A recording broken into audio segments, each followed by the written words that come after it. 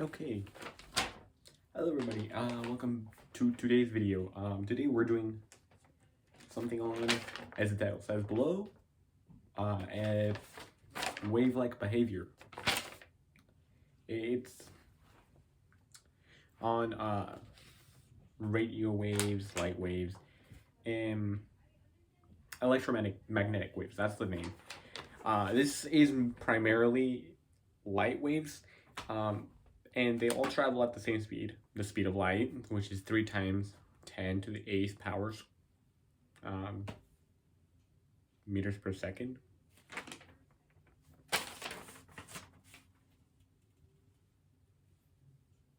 Yes, that's that. Okay, basically, it's a big number. That's how fast it moves, and that's going to be the variable for C, for all the problems that we're going to be doing. And the reason I'm going from orbitals to orbital rotation to quantum numbers, all those videos, and then this one, it has nothing to do with anything. It's because it's for the test review. Okay, it's on that, so I can help people out that need the help now. The rest of the videos are gonna come out when I have a little more time, since finals are next week. So, okay, basically, with electromagnetic waves, there's different types. There's radio waves, there's visible light, there's ultraviolet light, there's X-rays, gamma rays. It's a ton of different waves. They all travel at the same speed. However, you could substitute C, which is the variable that is used primarily in physics and chemistry for the speed of light. It's always going to be C in physics and chemistry. Okay, if you're taking physics or chemistry, your professor or teacher will tell you that. So yeah, probably already. You can substitute these formulas. Most of them. You can substitute C for the actual speed of the wave they're measuring if it's not an electromagnetic wave, such as like actual waves on the ocean. Basically, so for most of these, all you need really is just one variable for a lot of them. It's not too bad. For most of them, you just need like either the wavelength, which is usually given, or the energy, which is given if the wavelength's not given. Sometimes you're given the frequency. Now, frequency is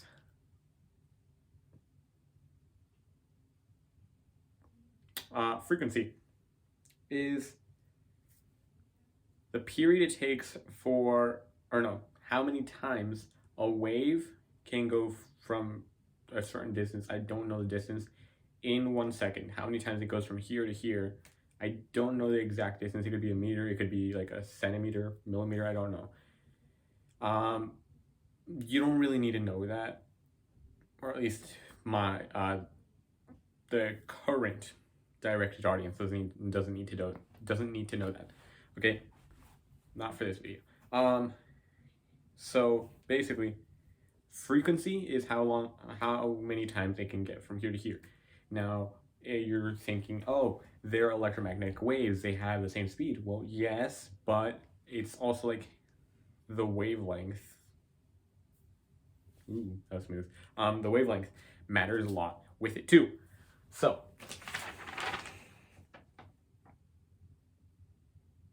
I don't have the definition for frequency on my paper, but you can always look it up. It's the same thing. It's measured in hertz. That hurts. But yeah, that's frequency. You don't really need to know what it is. You just need the numbers. If you need to know what it is, you can always look it up and write it down and memorize it. Yeah. So you need frequency and wavelength. Wavelength is obviously how far, it's the distance from the center of the peak, no, the center of the crest to the next center of the next crest, to the center of the next crest. Or you could do it from the center of the trough to the next center, to the center of the next trough. That's wavelength. Okay, so for electromagnetic waves and their properties and their behaviors, you need one more variable, and that would be Planck's constant, which is a number that is always going to be the same number. You can't substitute it for something else because it is a number that somebody came up with.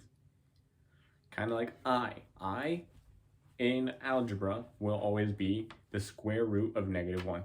In this case, Planck's constant will always be the number it is, which is 6.63 times 10 to the -34th.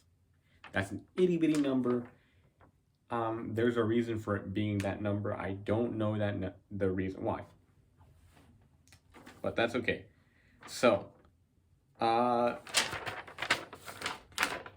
if you want, you can pause and screenshot the video. I don't have enough time to make the videos with that. I will after this one, I guess, but not this one. Okay, this one and the last two I haven't had time due to the finals coming up so close.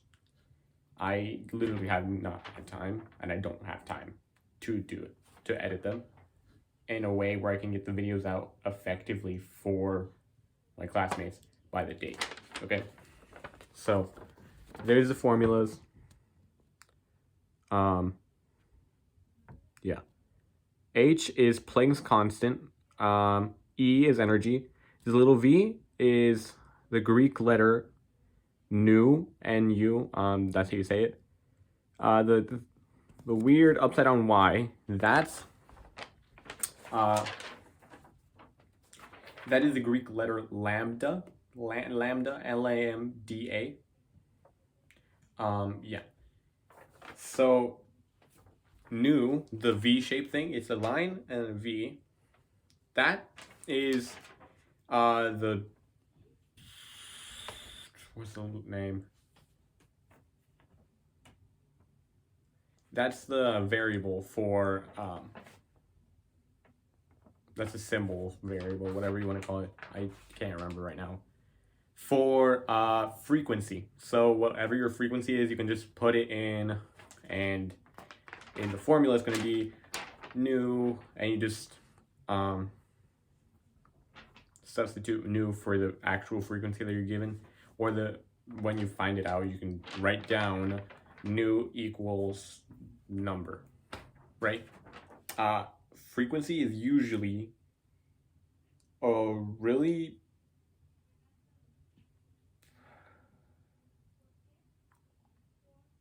big number, a really big number. Like, for example, in number 1 on this paper, I'll do it in a minute. I'll help you solve it. The frequency is 6.8 times 10 to the 15th. Times 10 to the 15th. 6.8 times 10 to the 15th. It is massively ginormous. Frequency, always, because electromagnetic waves are going so fast. It travels between this short time, between here and here in 1 second, so many times. It's ridiculous. Yeah. So nu is frequency. The little upside down Y, that's like that is lambda. That is the variable they use for wavelength. So wavelength for these waves, they're traveling so fast. The waves are usually, not always, but usually, actually always, they're always like really itty bitty numbers, super tiny numbers.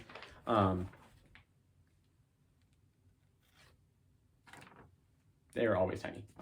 Yeah. So here's there's the variables. Right, there's a list of variables. There's C equals lambda times nu. C, as I mentioned before, is the speed of light. It is a constant number. Just like Planck's constant is a constant number. Okay? And usually for these problems and for a lot of problems dealing with electromagnetic waves, it's always going to be in nanometers. That is just a billionth of a meter. So yeah. Energy is measured in joules or kilojoules if you have enough energy. These won't have enough energy, but eventually there will be stuff in physics that you do and it's going to have enough energy to be in kilojoules. Pretty cool. So yeah. And as always, capital E is energy. You know that. Yeah. Okay. Time to get started on the problems. Yeah. Okay, so for problem number 1, it'd be a lot useful if I had time to do it, but I don't. Okay. Not now. Next semester, and starting like December, well, starting with the next video, which is on Friday, a buddy of mine is going to come over and he's going to make a video with me. So we're going to have a great time with that. We're going to actually edit that video. So we're going to use a green screen. It's going to be a fantastic video. Okay. We're going to make it all good, less yapping. I have been yapping a lot these past 3 videos. This one, not as much, but yeah. Okay, so for problem number 1, it's ultraviolet radiation.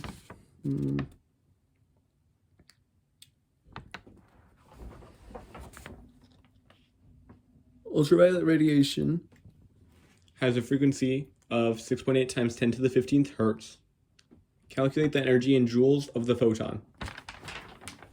Okay, so we have the frequency and we have the formulas. So all we have to do is find a formula that fits. So if you could go back like 10 seconds and pause, that'd be fantastic. So you can see the formulas, write them down on a notebook. That'd be great to help you out. If you have them written down already or you have this paper already, that's great. That's even better. So we have frequency, meaning we have nu. Nu is 6.8 times 10 to the 15th. So we need to find a formula that has a constant because we just have one variable. So we need a formula with a constant in order to get that answer. We need to calculate the energy in joules. So what we're going to do is find a formula with that. And conveniently enough,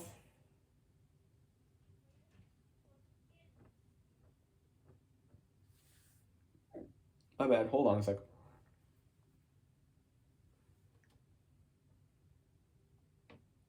E equals HV. Yeah.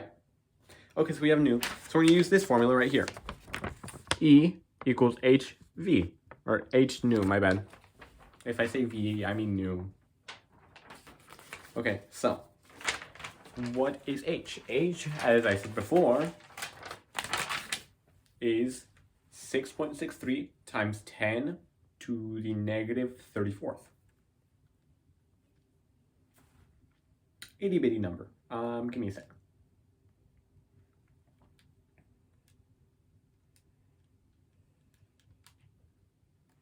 Also, it'd be really useful if you had one of these calculators, the TI-30X2S, right?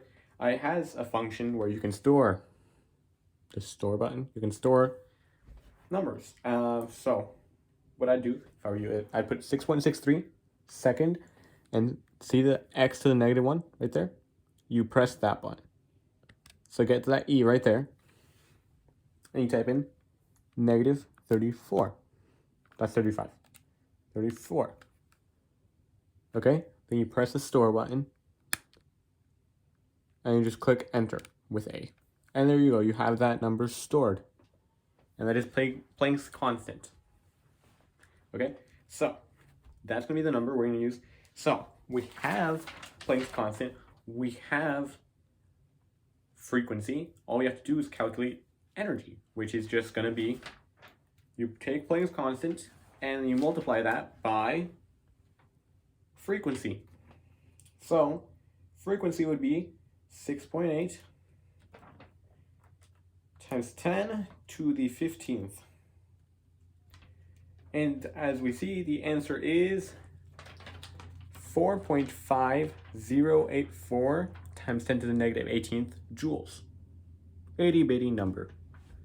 Now, because of something called significant figures, we only count how many?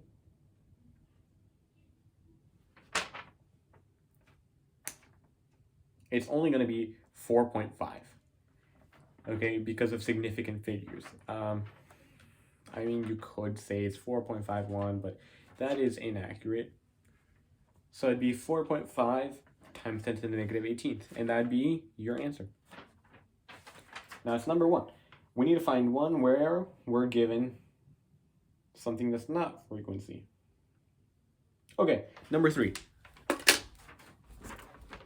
A sodium vapor lamp emits light photons with a wavelength of 5.89 times 10 to the negative 7th meters. That's the wavelength. That is our lambda. So, what is the energy of these photons?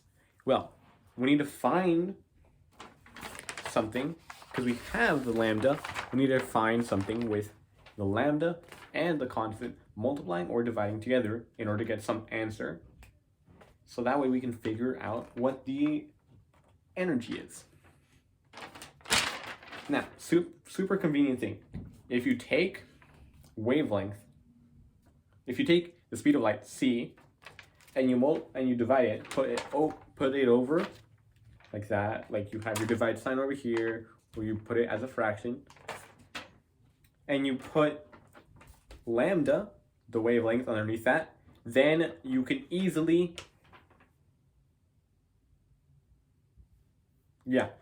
get frequency. And with frequency, we just take frequency times Planck's constant, and we get energy. Okay? So, what I'm going to do right now is I'm going to take the speed of light, 3.00 times 10 to the 8th power, over lambda, which is 5.89 times 10 to the negative 7th. Okay? You want to enter it like that. Okay, so it doesn't show the whole thing, but the rest you saw over there. Okay? So you do that, and boom, it spits out a number.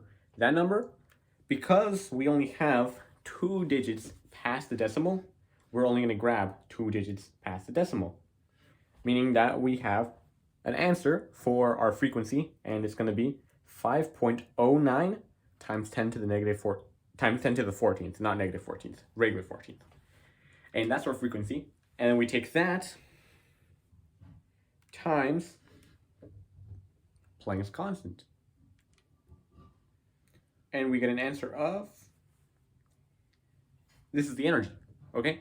So we had the wavelength, then we took the speed of light, put it over the wavelength, so we have lambda here, and then we got an answer. That answer is the frequency of the wave. And so with the frequency of the wave, we can figure out how much energy it has by multiplying it by Planck's constant. And we did that. So now we have the answer of 3.37 times 10 to the negative 19th. And there's our answer. There's nothing else after that. That's 3.37 times 10 to the negative 19th joules. And that's the answer you write down for that. It's simple. It's not too bad. Okay? Now, we're going to try to do one where we're given the energy and we get everything else. We have to figure out everything else. Right?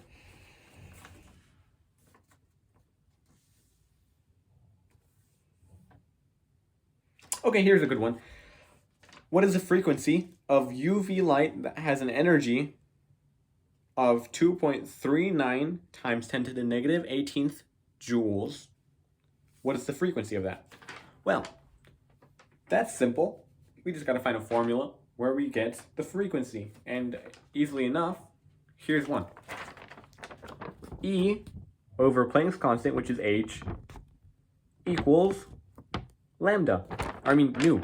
And what is nu? Nu is frequency. So, all we have to do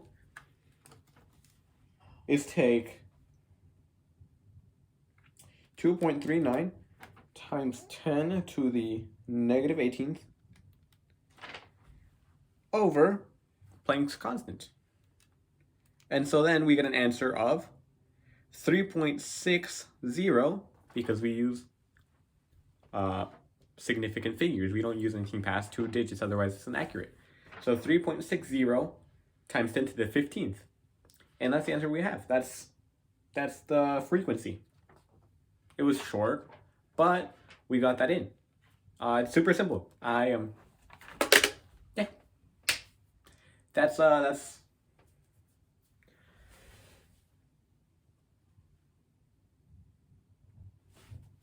ooh. This is a good one. Okay, I just saw this one.